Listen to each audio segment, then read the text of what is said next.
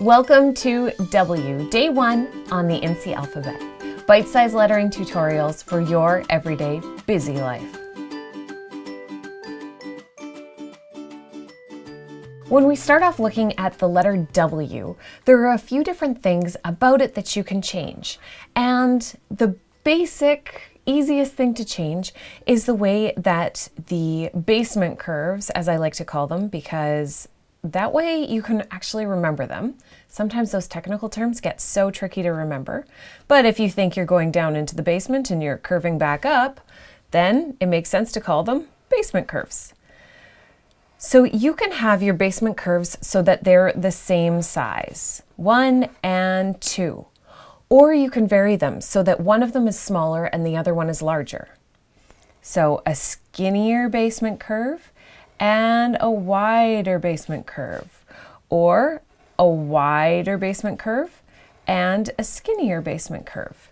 Now, of course, these kind of look like a U because we haven't done anything to start or finish the letter. So let's look at how we can add those on as well, and then you can try the 3 different styles of letter and figure out which one you think fits best with the way that you like your writing to look. So to start and finish them, we can just do a simple curve over at the beginning, but you always need something to really finish off a W to make it look different and unique from a U. So let's do that initial curve at the beginning of all of our letters. But then we are going to have a swoosh coming off of the other side. I usually, to add a swoosh, like to curve the letter in a little bit instead of out, and then swoosh out. This little flourish here on the side gives it a purpose and also creates sort of like boundaries for the letter so that you know that this part of the letter goes together and those little tails off either side are helping to hold it in. For this W here, we can do a similar sort of thing. You can just bring it back in so that you're following the line of that oval, right? You can see an oval happening right there. Let's just erase that so we don't get too confused. And then add a swoosh going out. And because I tried to save space, they're going a little bit close together, overlapping a bit. If you can spread them out more while you're practicing them, that's probably a good idea.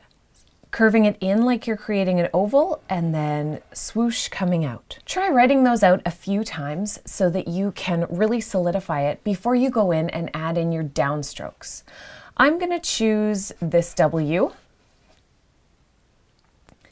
to do a large scale W with the second bowl basement curve there being wider, and then the swoosh coming out to make it really look like a W instead of a U.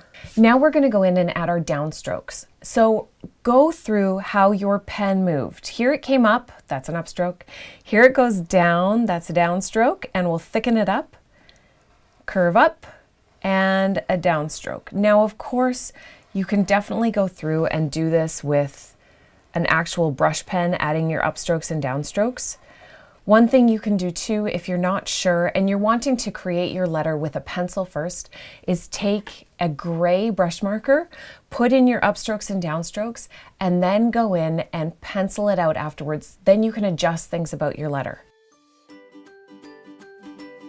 After you've drawn it, then you can go in, trace over the areas that you want to keep and adjust areas that you want to adjust.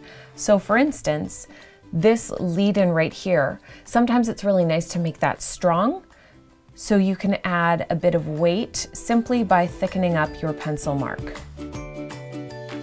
Using a gray pen is a great way to get a sense of where your letter and lines should go, but then still allow you the flexibility to make adjustments as you go in and draw a pencil, or you can even go in and add details that aren't in your letter with pencil after you have the backbone. So let's get this really pointing. Now go through and color your letter in lightly with your pencil so that it's all nice and gray. And next day, we're going to go in and add a very dramatic shadow to our W.